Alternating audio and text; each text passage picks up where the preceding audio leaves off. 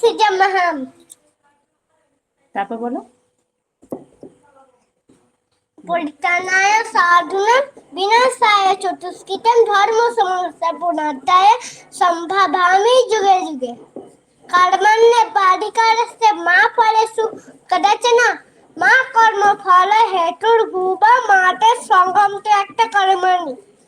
বিয়ান ভুলেছি না, ভুলে যাওনি, বলো যোগস্থ কুরু কর্মাণি যজ্ঞস্থ গুরু কর্মাণি সংগম ত্যক্তা ধনঞ্জয় সিদ্ধু সমভূতা মাতে সমত্বং যোগ যোগ উচ্যতে। হ্যাঁ, আস্তে আস্তে বলো, তাহলে ভালো করে বলা হবে। বলো বলো বিহায় কামনা বিনাশ সর্বান পুনশ্চরিত সর্বান পুনশ্চরিত নিশ্চয়। বলো নির্মম এই যা হল না না, বলো বলো বৃষ্টি হচ্ছে না, বৃষ্টি পড়েনি, তুমি বলো না, বলো নির্মম নিরহংকার শাসন্তি মধিগচ্ছতি তমেন সরম গচ্ছ সর্বভাবে ভাবেন ভারত। হ্যাঁ, তৎপশ্চাৎ পরম শান্তি মচনে না, পরম শান্তিম স্থানম প্রাপ্স্যসি স্থানম প্রাপ্স্যসি শাশ্বতম। তারপর বলো, তারপর বলো, তারপর বলো, বলো তদ্বিদ্ধি, বলো তদ্বিদ্ধি পুনিপাতে পরিভূষণ সেবা উপদেশ শান্তিতে জ্ঞান জ্ঞানী তত্ত্বদর্শী না। হ্যাঁ, তারপর বলো,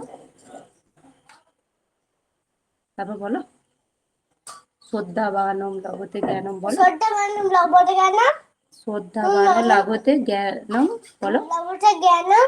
হ্যাঁ, তৎপর তৎপর বলো তৎপর তারপর যাই না সংযতীন্দ্রিয় তারপর জ্ঞানম লব্ধা হ্যাঁ পরম হ্যাঁ শান্তি হ্যাঁ অচিরেণ অধিগচ্ছতি হ্যাঁ, তামেন সরম গচ্ছ সর্বভাবে। তারপর ভালো করে বলো কার্পণ্য দোষ দোষ অপরাধ স্বভাব পিচ্ছা ধর্ম সমস্যা বলা। এটা এইখানটা একটু জেঠুকে বলো, যে আর তোমাকে স্পষ্ট করে বলে দেবে। বলো কোনটা? এই কার্পণ্য দোষ, এটা বলো। কেন তুমি স্পষ্ট উচ্চারণ করতে পারছো না? পারছি না। পারবে পারবে। আচ্ছা আচ্ছা, ঠিক আছে। কার্পণ্য দোষ অপহত স্বভাবঃ পৃচ্ছামি ত্বাম ধর্ম সম্মূঢ়চেতাঃ যশ্রেয়ঃসন্নিশ্চিতং ব্রূহি তন্মে শিষ্যস্তেহং সাধিমাং ত্বাম প্রপন্নम् सर्वधर्मान् परित्यज्य मामेकं शरणं व्रज अहं त्वां सर्वपापेभ्यो मोक्षयिष्यामि मा शुचः। খুব সুন্দর, খুব সুন্দর, অপূর্ব।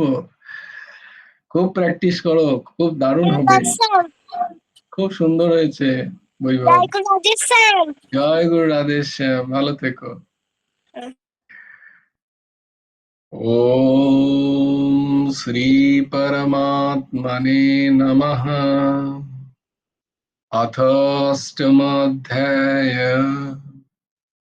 অষ্টম অধ্যায় অক্ষর যোগ। আজকে আমাদের নতুন শুরু হচ্ছে অষ্টম অধ্যায়। এখানে অক্ষর যোগ, অক্ষর যার কোনো ক্ষয় নেই, তার সম্বন্ধে জ্ঞান আমরা তার সম্বন্ধে জানতে পারবো এই অষ্টম অধ্যায়ে। সপ্তম অধ্যায়ে ভগবান দেখো শেষে দিকে যে কথাগুলো বললেন, আদি দৈব, আদি ভৌত, আদি যজ্ঞ,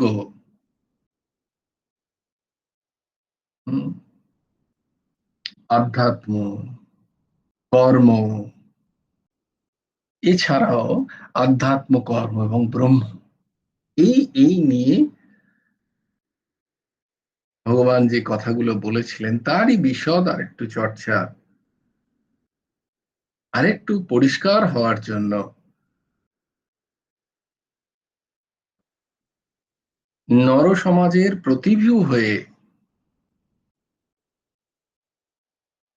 অর্জুন ভগবানকে প্রশ্ন করছেন অষ্টম অধ্যায়ের শুরুতেই।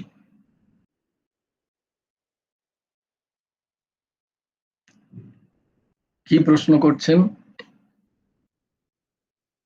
প্রথম এবং দ্বিতীয় শ্লোক। কিম তদ ব্রহ্ম কিম অধ্যাত্মম কিম কর্ম পুরুষোত্তম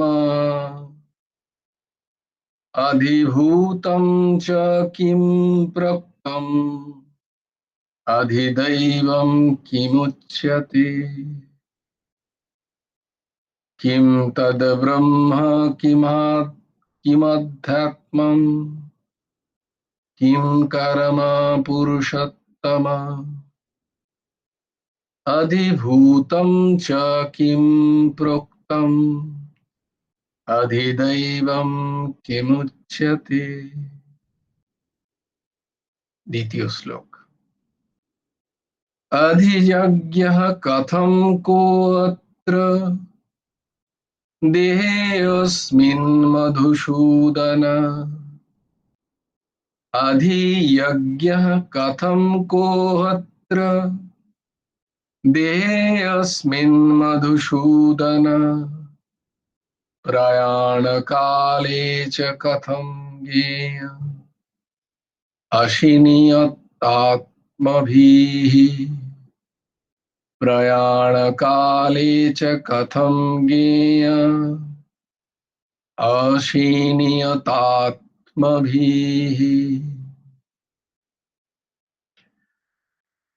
তো আমরা দেখেছি যে শ্রীমদ্ ভগবদ গীতা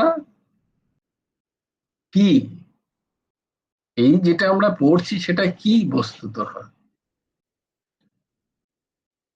যেটা আমাদের মধ্যে হয় না সেইটাই আমরা পড়ছি। অথচ আর যতক্ষণ সেটা হচ্ছে না ততক্ষণ সৎসঙ্গ হচ্ছে না।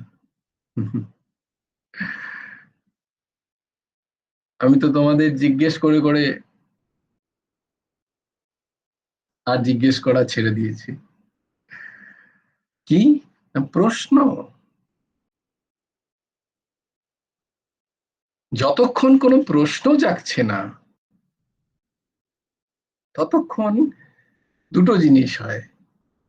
এক, আমি সব জানি, আর এক, আমি কিছুই বুঝিনি। একটু বিষয়ে প্রবেশ করলেই কোনো না কোনো প্রশ্ন তো আসবে। সেই প্রশ্ন যতক্ষণ না আসছে ততক্ষণ সৎসঙ্গ মনন দিয়ে শোনা হচ্ছে না।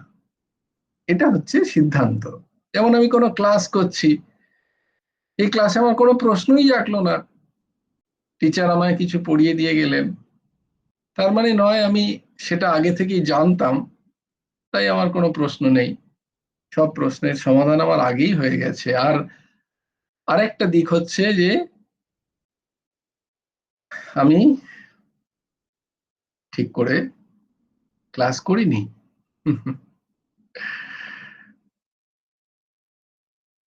তো এই শ্রীমদ্ ভগবদ গীতাকে বলাই হয় যে প্রশ্নোত্তরী, গুরু শিষ্য সংবাদ। সংবাদ না হলে, শুধুমাত্র যদি শ্রবণ হচ্ছে, চিন্তন হচ্ছে না, এর ধরা পড়া যায় বা মনন হচ্ছে না, এটা তখনই ধরা যায় যখন কোনো প্রশ্ন জাগছে না। মনন হলেই প্রশ্ন জাগবে, বিভিন্ন রকম প্রশ্ন আসবে। এটা হচ্ছে দিক যে আমি যেটা শ্রবণ করছি তারপরে আর সেটার কোনো মনন হচ্ছে না, তাই আমার মনের মধ্যে কোনো প্রশ্ন জাগছে না। এটা হচ্ছে সিদ্ধান্ত।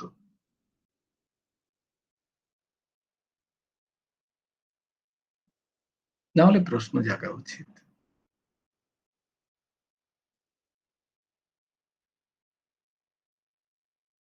ওই দেখো, ছোট ছেলেদের মধ্যে কত প্রশ্ন থাকে।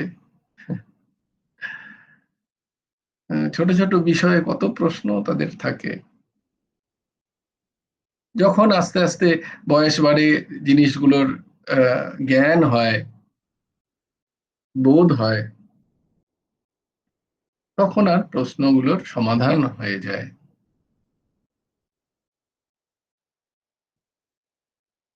তো এই দুটো দিক,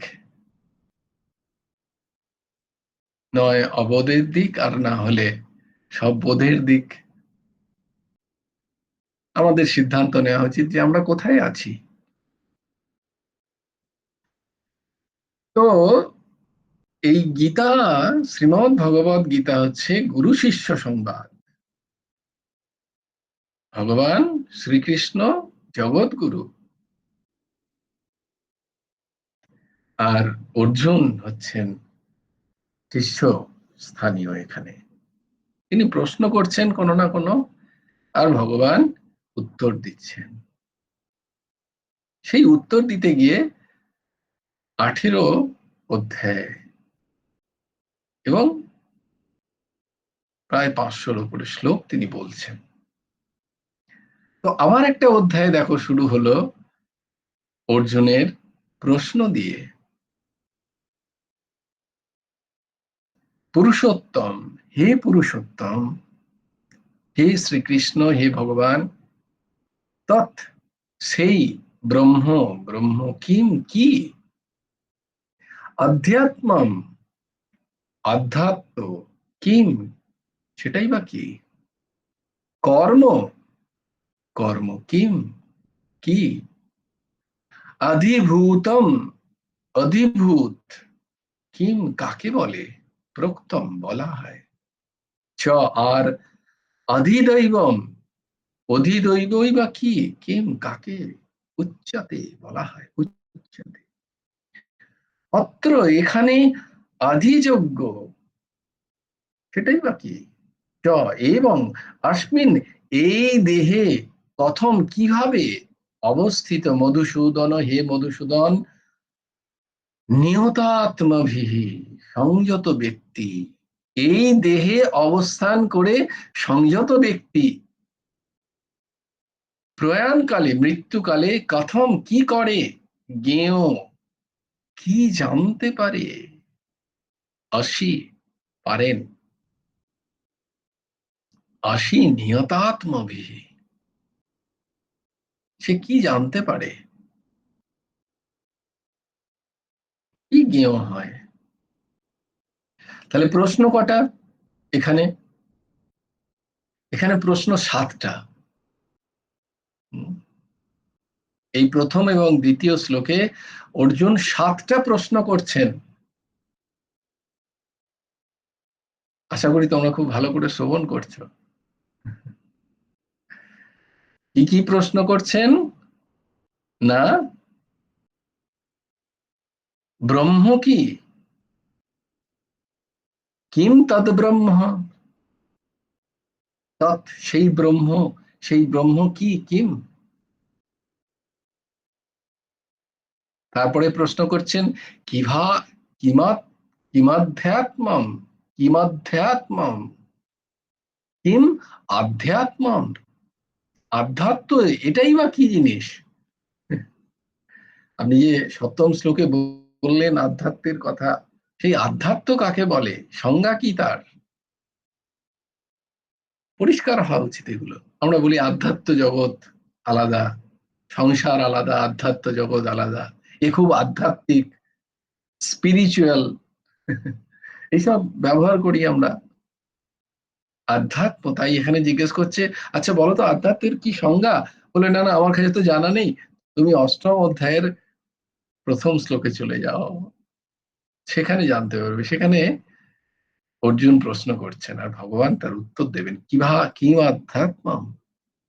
তারপরে জিজ্ঞেস করছে কিম কর্ম, কর্মই বা কি। এই যে তুমি বললে কর্মের, কর্মের যে গতি, কর্মের যে কর্মের যে বিষয়টা, সেটাকে সমগ্র রূপে তুমি জানতে পারবে আমার আশ্রিত হলে। এই কর্ম কাকে বলে, কর্ম কি জিনিস, কর্মটা কি। তারপরে বলছেন অধিভূতম কিম, অধিভূতম, আদিভূত কি? তাহলে কটা হলো? ব্রহ্ম কি, আধ্যাত্ম কি, কর্ম কি, তারপর বলছে অধিভূত কি। অধিভূত কি জিনিস? প্রোক্তম কাকে বলে?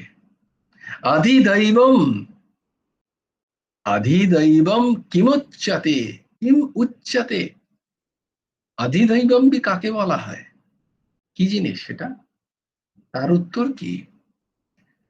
আদিযজ্ঞম কথম, এই আদিযজ্ঞ কাকে বলে? আরেকটা প্রশ্ন আছে মধুসূদন, কৃষ্ণ হে সখা, তুমি এখন আমার গুরুস্থানীয়, তাই একটি প্রশ্ন শেষে করি, যে এই সব তো জানলাম, ঠিক আছে, 6টা প্রশ্ন হলো। ব্রহ্ম কি, আধ্যাত্ম কি, কর্ম কি, আধিভূত কি, আধিদৈব কি, আধিযোগ্য কি? আরেকটা প্রশ্ন আছে আমার, প্রয়াণ কালে চ কথম জ্ঞেয় অসীনিয়তাত্মভিঃ। প্রয়াণ কালে, যখন এই সমস্ত জ্ঞাত, যিনি যিনি তার ইন্দ্রিয়কে সংযমিত করেছেন জীবনে, সংযত চিত্ত যার, এইরকম কোন ব্যক্তি, সে কি জানতে পারে? সে আপনাকে জানতে পারে কি? বা আপনাকে জানতে পারলেও কিভাবে জানতে পারে? কি রূপে জানে? আপনাকে কি করেছে জানতে পারে? তার অবস্থা কি হয়? মরণের সময় ভগবত তত্ত্ব জ্ঞান কিরূপ ভাবে প্রকট হয়? ভগবত তত্ত্ব জ্ঞান যার হয়েছে, তার কি দশা হয়, তার কি গতি হয়? এইটা আমাকে বলুন। 7টা প্রশ্ন হলো তো? 7টা প্রশ্ন হলো। ব্রহ্ম কি, আধ্যাত্ম কি, কর্ম কি, অধিভূত কি, অধিদৈব কি, অধিযোগ্য কি, এবং মরণকালে, প্রয়াণকালে সংযত ব্যক্তি আপনাকে কিভাবে প্রাপ্ত হয়, তাদের কি গতি হয়, আপনাকে কিভাবে জানতে পারে সে? আপনি বলেছিলেন না যে জানতে পারে, যারা এগুলো জানে তারা 7ম শ্লোকের, 7ম অধ্যায়ের অন্তিম শ্লোকে আপনি বলছেন না যে, যে এই রূপে আমাকে জানে, সে মরণের সময় আমাকে পূর্ণ রূপে জানতে পারে। তো আপনাকে কিভাবে জানে?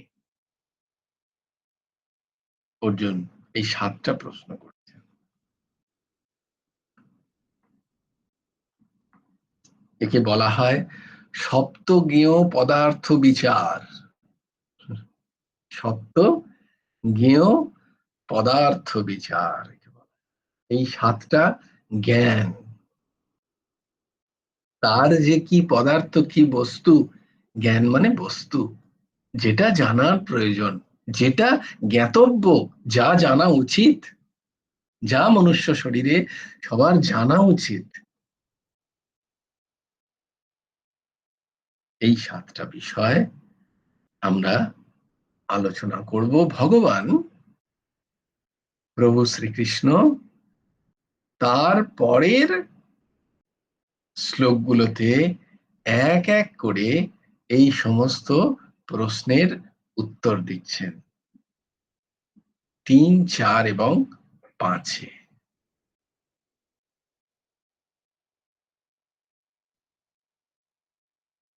ব্রহ্ম কি না, যিনি পরম অক্ষর অর্থাৎ জগতের কারণ, তিনি ব্রহ্ম। এই ব্রহ্ম কূটস্থ, নিরুপাধিক। আধ্যাত্ম কি, সেই ব্রহ্মের অংশ স্বরূপ জীব রূপের উৎপত্তি এবং তার স্বভাব, সেই স্বভাবকেই আধ্যাত্ম বলে। জীবের কি স্বভাব? কর্ম কি, দেবতাদের উদ্দেশ্যে দ্রব্যাদি দ্রব্য সমস্ত ব্যবহার যা, তাহাই কর্মপদবাচ্য। অধিভূত কি তোমরা খানিকটা জেনেছো? অধিভূত, অধিদৈব, অধিযোগ্য নিয়ে আলোচনা হয়েছে গতকালই। অধিভূত কি? যে সমস্ত বিনাশশীল, উৎপত্তি বিনাশশীল পদার্থ যা আমরা দেখতে পাচ্ছি তাই অধিভূত। অধিদৈব কি? যে সমস্ত শক্তিগুলো কাজ করছে পঞ্চ, যে অগ্নি আদি আদি, তাদের যে আমরা কালকেই তার ব্যাখ্যা শুনেছি, অধিদৈবের ব্যাখ্যা। আর অধিযোগ্য স্বরূপ, অন্তর্যামী রূপ ভগবান যে সর্বত্র বিরাজ করছেন তার ব্যাখ্যা পেয়েছি। এই 6টা বিষয়কে যে জেনেছে, যে ধারণ করেছে, তার অন্তিম কালের দেহত্যাগ করলে কি মার্গে গতি হয় তার। অর্চিরাদি মার্গ, দেবযান পথ, পিতৃযান অতিক্রম করে ব্রহ্মলোকে, বা যদি নির্গুণ ব্রহ্মের উপাসনা স্থিতি হয়, তাহলে তার সরাসরি ব্রহ্মের লীন। কারণ ব্রহ্ম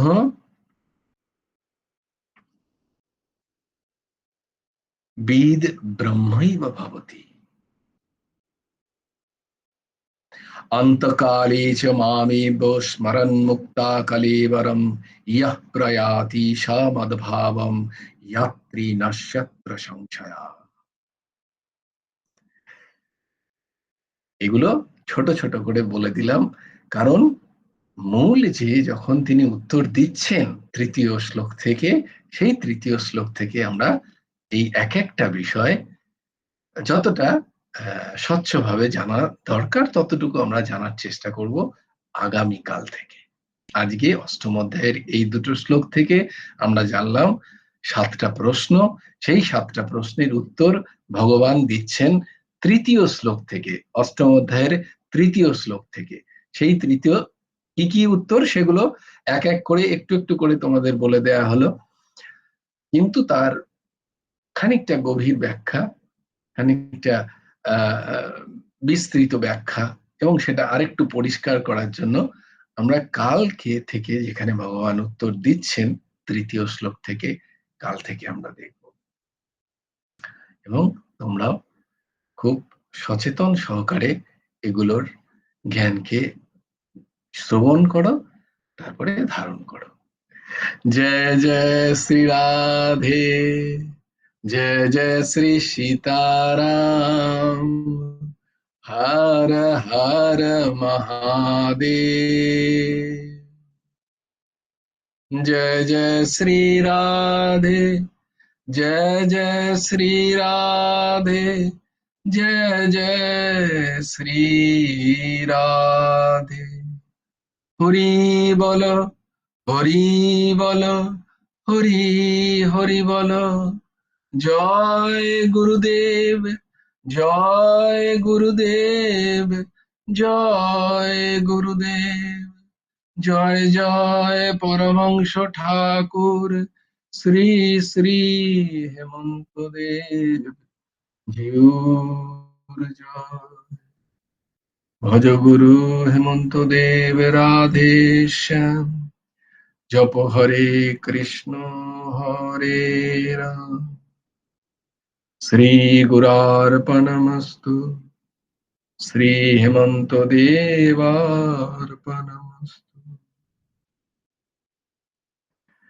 সবাই ভালো থেকো, সুস্থ থেকো, সুন্দর থেকো। জয় গুরু রাধে শ্যাম।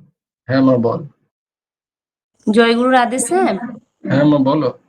বলছি যে ওই কেউ যখন মারা যায় তখন ওই অসহজ থাকে, সেই সময় কি আমরা গুরুদেবের মানে বই পাঠ করতে পারি?